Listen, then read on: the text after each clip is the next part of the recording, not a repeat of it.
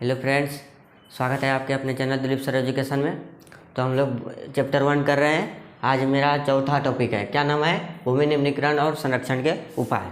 ठीक है, भूमि निम्नीकरण ये क्या होता है? भूमि निम्नीकरण क्या होता है?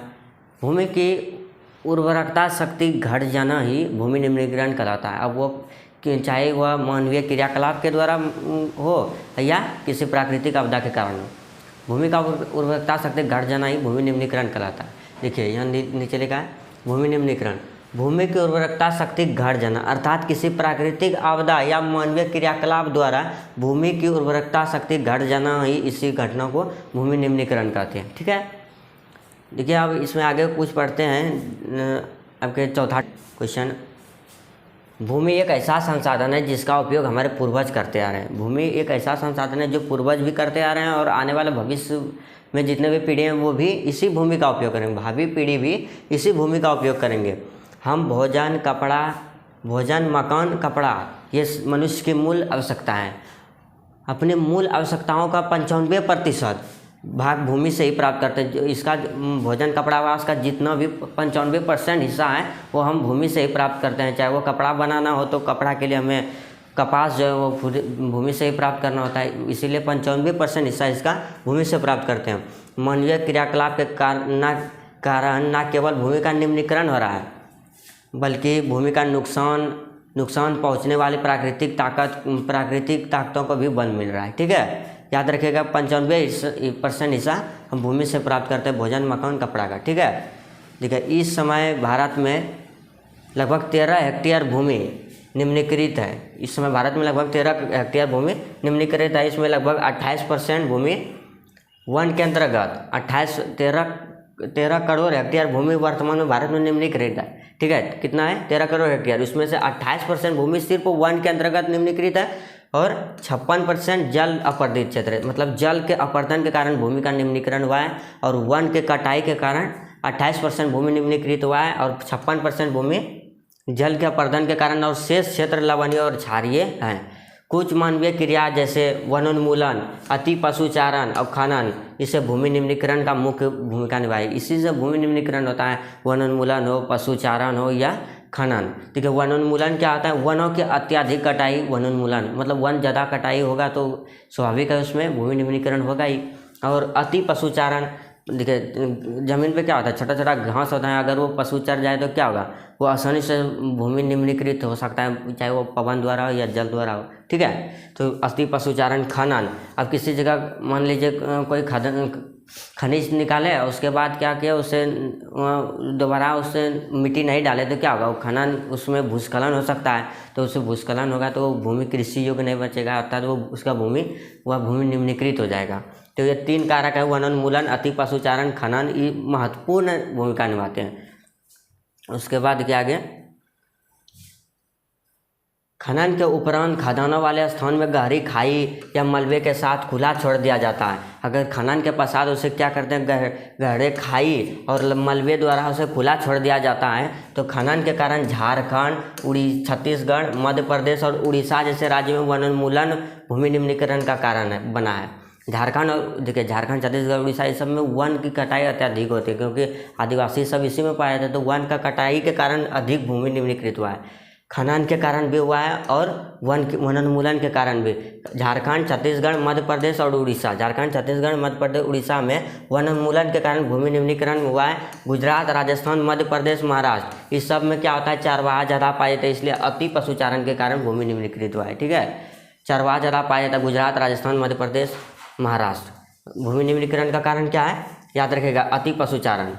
और पंजाब, हरियाणा और पश्चिमी उत्तर प्रदेश इस सब में अत्यधिक सिंचाई से कारण भूमि निम्नीकृत हुआ है, अति सिंचाई के कारण। जानते होंगे कि हरित क्रांति सबसे पहले कहाँ आया था? तो पंजाब, हरियाणा, पश्चिमी उत्तर प्रदेश में आया था ना। तो वहीं से हरित क्रांति में फसल की उपजाई के लिए अधिक सिंचाई की ज़रूरत पड़ी थी, तो उसमें क्या हुआ, अति सिंचाई के कारण पंजाब, हरियाणा और पश्चिमी उत्तर प्रदेश में अधिक सिंचाई के कारण भूमि निम्नीकरण के लिए उत्तरदायी है।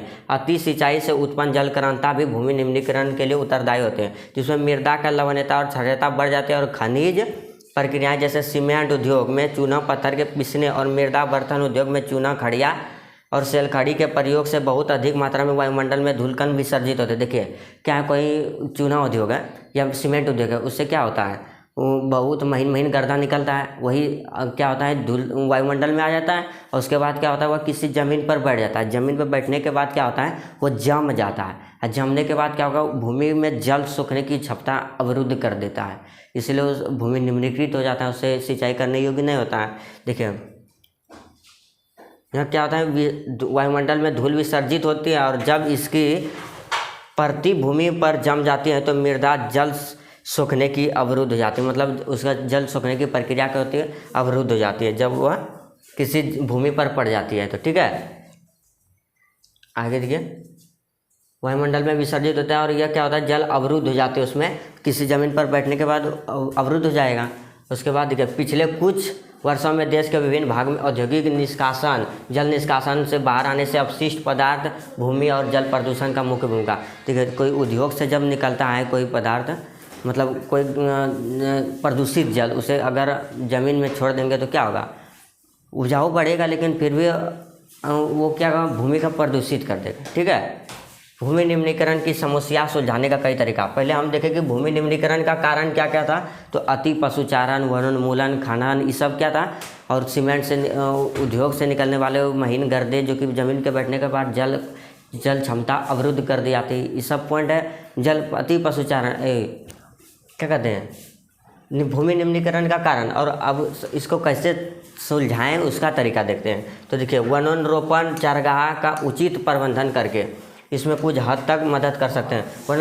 वन रोपण करके, वनोन्मूलन नहीं करना बल्कि उसके स्थान पर रोपण करना है। तो वनोन्रोपण और चारागाह पर उचित नियंत्रण पाकर पेड़ों की रक्षा मेखला करके, पेड़ों की रक्षा मेखला मतलब आप देखते हैं आलू का बाड़ी में क्या होता है, दोनों तरफ से हम माटी चढ़ाते हैं ना, तो वही होता है कि वो उसके चढ़ाने के बाद पवन द्वारा उसे मृदा अपर्दन नहीं होता, अर्थात उससे भूमि निम्नीकृत नहीं होता। तो पेड़ों की रक्षक मेखला करके पशुचारण नियंत्रण और रेतीले कांटेदार झाड़ियाँ लगाकर स्थिर बनाने की प्रक्रिया में भूमि कटाव का रोकथाम शुष्क क्षेत्र में किया जाता है। जहाँ गर्मी क्षेत्र होता है जैसे राजस्थान में क्या करता है, झाड़ी लगाकर, कांटे झाड़ी लगाकर उससे भूमि निम्नीकरण का रोका जाता है शुष्क क्षेत्र में। और क्या होता है, पशुचारण पर नियंत्रण पाकर भी, जब अति पशुचारण भूमि निम्नीकरण का कारण है तो उसमें रोक लगाना होगा। तो अति पशुचारण पर नियंत्रण पाकर और बंजर भूमि में उचित प्रबंधन और खनन और औद्योगिक जल के परिष्करण के पश्चात विसर्जित करना और भूमि प्रदूषण कम किया जा सकता है। कैसे, तो देखिए खनन नियंत्रण कर, जैसे कि हम खनिज निकाले उसके दोबारा उसे उस जगह प्लेन समतल भूमि कर देना चाहिए, तो उससे क्या होगा, भूमि निम्नीकरण कम होगा। और बंजर भूमि को उचित प्रबंधन करके और जल का जो परिष्करण करेंगे, फैक्ट्री से औद्योगिक से निकलने वाले जल को हम किसी एक स्थान पे जमा कर देंगे, ना कि उसे नदी में बहा देंगे, तो उस तरह क्या होगा, नदी प्रदूषण होगा, उसमें जीव जंतु जितने भी होंगे उससे हानि होगा। तो ये होगा भूमि निम्नीकरण सुलझाने के तरीका कि वनोन्रोपण करके, वनोन्रोपण चारागाह पर उचित प्रबंधन करके, उसके बाद पेड़ों की रक्षा मेखला करके, पशुचारण पर नियंत्रण पाकर, शुष्क क्षेत्र में कटीले झाड़ियों को लगाकर, उसके बाद बंजर भूमि का उचित प्रबंधन करके, खनन नियंत्रण करके और औद्योगिक जल का परिष्करण के पश्चात उसे किसी उचित स्थान पर परिष्करण करना। ठीक है, देखिए कुछ लिखा है कि भूमि निम्नीकरण का कारण क्या क्या है। भूमि निम्नीकरण का कारण वनोन्मूलन है। वनोन्मूलन तो जानते हैं कि वन के अत्यधिक कटाई, अति पशुचारण मतलब पशु का अत्यधिक चरण है, उससे भी क्या होता है, भूमि निम्नीकरण होता है। खनन मतलब क्या हो गया, आपका कोई खनिज पदार्थ निकाले तो वो जो गड्ढा हो जाता है उससे भूस्खलन होने की प्रक्रिया अधिक हो जाती है, इसलिए उससे नियंत्रण करना। उसके बाद अति सिंचाई करने से भी भूमि निम्नीकरण होता है, क्योंकि वो बहाकर मिट्टी की उर्वरकता शक्ति घटा देती है। और देखिए भूमि निम्नीकरण का संरक्षण कैसे करेंगे, तो वनोन्मूलन पर रोक लगाकर अर्थात वृक्षारोपण करके, उसके बाद पेड़ों की रक्षा मेखला करके, मतलब जो रक्षा मेखला बताए कि पौधे पर दोनों तरफ से माटी चढ़ा देना। अति पशुचारण पर नियंत्रण पाकर, बंजर भूमि का उचित प्रबंधन और खनन पर नियंत्रण करके, औद्योगिक जल का उचित परिष्करण करके। तो ठीक है, इस तरह आपका क्या होगा, चौथा टॉपिक खत्म हो गया। इसमें देखिए ऑब्जेक्टिव कौन कौन सा है रिलेटेड वो बता देते हैं। बोलेगा कि आपको भोजन, मकान, कपड़े से अपनी मूलभूत आवश्यकता कितना % होता है, तो 95%। भारत में वर्तमान में कितना % हेक्टेयर भूमि निम्नीकृत है, तो 13 करोड़ हेक्टेयर भूमि और उसमें से 28% भूमि किस में है, वन के अंतर्गत, और 56% है अपर्दित क्या है, जल क्षेत्र, जल से अपर्दन के कारण।